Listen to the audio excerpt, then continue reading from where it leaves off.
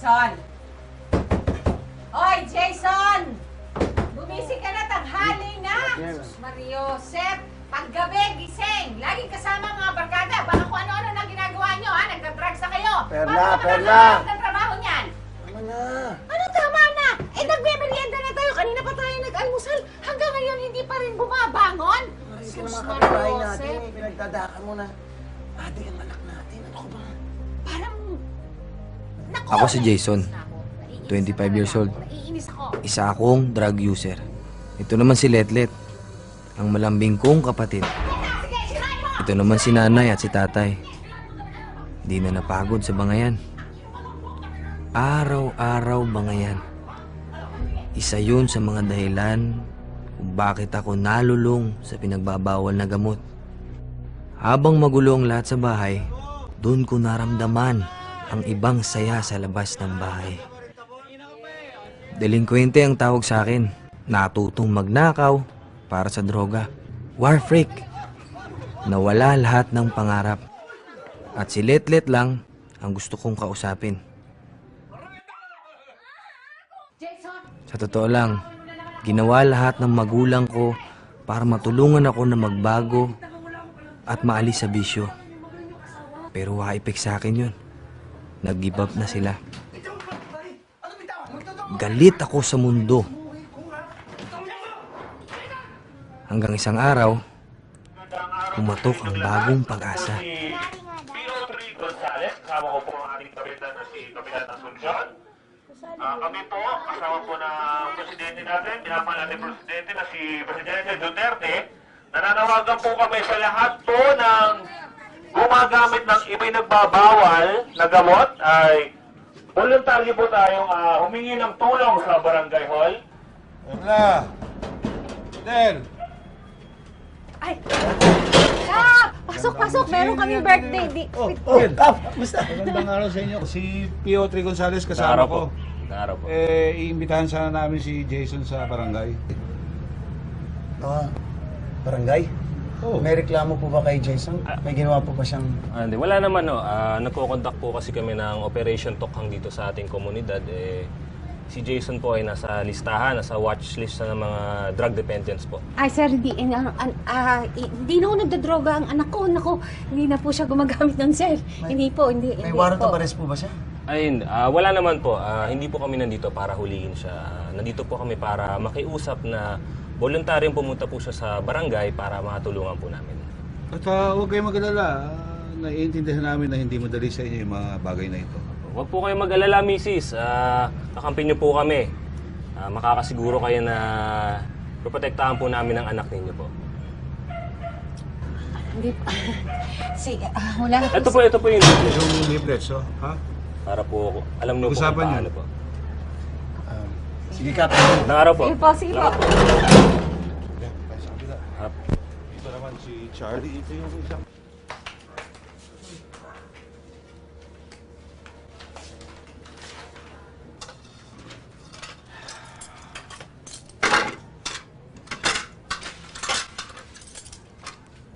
Jason! Hel! Jason! Pwede ba? Pabayaan niyo nga ako! Perla, kausapin mo yung anak mo. Kailangan na tayong pumunta sa barangay. Gusto ba niya makulong? Walang mangyayari sa anak mo. Hayaan mo na muna. Hayaan? Hayaan maging pusher, adik, kriminal, holdapper? Ah, Yan ang ngayon dahilan, kaya nawala ng trabaho yan, di ba? Dahil sa droga. Ninanakawan na tayo, Perla. ano gusto mo mangyari sa anak mo? Mawala? Hindi ko siya gusto mawala. Gusto ko siyang umayos. 25 anyos na yung bata. Kuya? Kuya, pwede po ba akong pumasok? Kuya?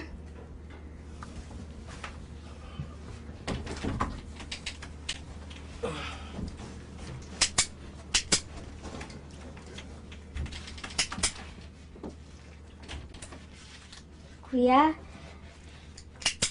Kailan kaya ulit tayo makakapunta ng circle? Diba, dati lagi mo akong dinadala doon?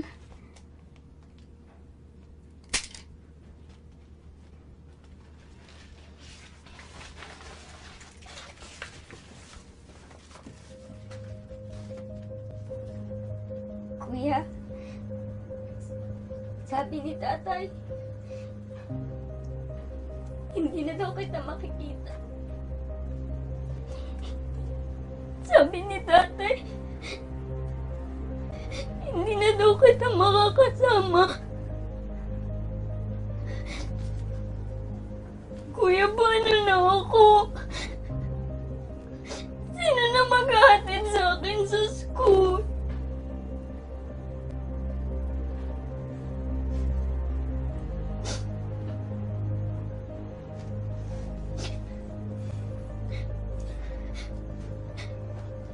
Huwag kang mag-alala.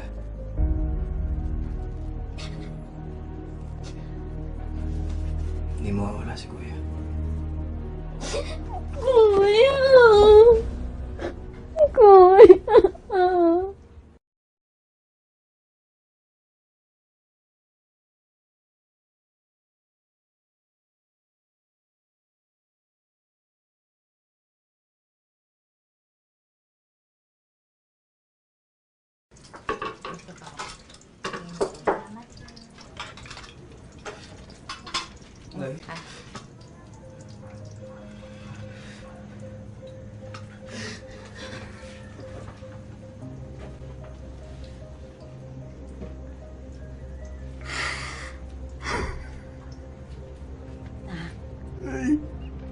Jason? Ay, patawarin niyo ko. Anak.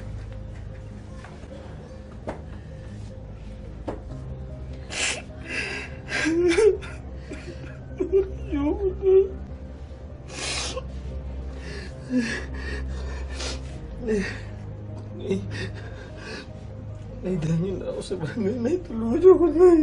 Tulungan niyo ko.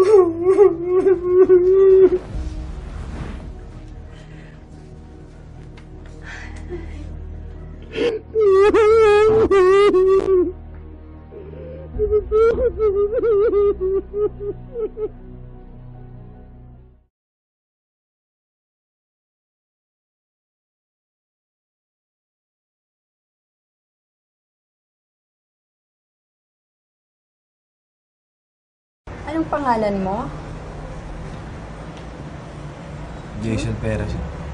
Jason Perez. Ilan taon ka na? Dito sa Quezon City, may nabuo kaming integrated drug abuse profiling system para sa pag-profile ng mga voluntary surrendered drug dependents at iba pang drug-related surrenderies. Bawat barangay ay may 2 police focal persons na naka-assign na makakatulong sa BADAC focal person. Ang BADAC focal person ay may access sa Quezon City Integrated Drug Abuse Profiling System. 24 hours operational ito. Upo ka muna at tingnan ko lang yung record mo. Jason, ano ba pangarap mo sa buhay? Ha? Anong pangarap mo sa buhay? Pangarap? Hindi ko alam eh. Pero gusto kong mag-cook. Aba, maganda yan ah. Ayon sa mga magulang ni Jason, unmanageable na siya. Hindi na makausap na maayos, wala nang respeto sa mga magulang. Mag-6 na buwan na mula nung nangyari ang pagbabago kay Jason. At nang inexamine ko si Jason, nakita ko na hindi naman pala malala. Malinaw pa rin ang pag-iisip. Ang rekomendasyon ko ay mag-undergo siya ng counseling o community-based drug treatment and care services.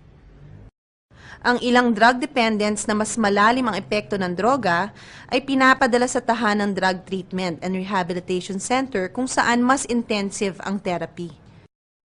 Yung drug dependents na naapektuhan na ang pag-iisip, sa National Center for Mental Health na pinapadala. Magandang umaga po sa inyo, mga magulang. Kamusta po kayo? Ngayong araw po na ito, ang ipapaliwanag ko po ay ang community-based drug treatment and care program para po ito sa inyong mga anak o mga mahal sa buhay. Una po, naiintindihan ko na hindi po madali sa inyong mga anak ang kanilang pinagdadaanan sa ngayon. Kaya nga po nandito kami, ang BADAC, ang barangay at ang kapulisan para po umalalay sa inyong mga anak. Nag-undergo ako ng community-based rehab. 2 beses sa 1 linggo ako nag-a-attend. 6 na linggo yun. 24 sessions. Sa counseling sessions, may barangay health worker na siyang nagtuturo sa amin. Dumaan din kami sa mahigit 2 test sa psychometrician. Si Doc naman, andun para gumabay. May physical counseling at activities. May spiritual din. At may session na kasama ang magulang o mahal sa buhay. Mas naiintindihan ko ang masamang epekto ng iligal na droga. Habang patuloy ang programa, nagkaroon din kami ng drug test para siguraduhin na tuluyan na naming itinigil ang iligal na droga. Tinuruan din kami ng skills training sa tulong ng TESDA. Kailangan niya ng support network para akayin siya.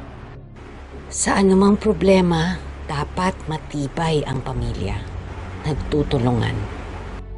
Araw-araw, nararamdaman ko unti-unting pagbabago sa aking pangangatawan. Bumabalik na yung lakas ko. Nagiging malinaw ang aking pag-iisip at nagkakaroon ng direksyon ang buhay ko. May pag-asa pa ang mga nalululon sa iligal na droga. Kailangan lang ng determinasyong magbago, suporta ng pamilya at komunidad.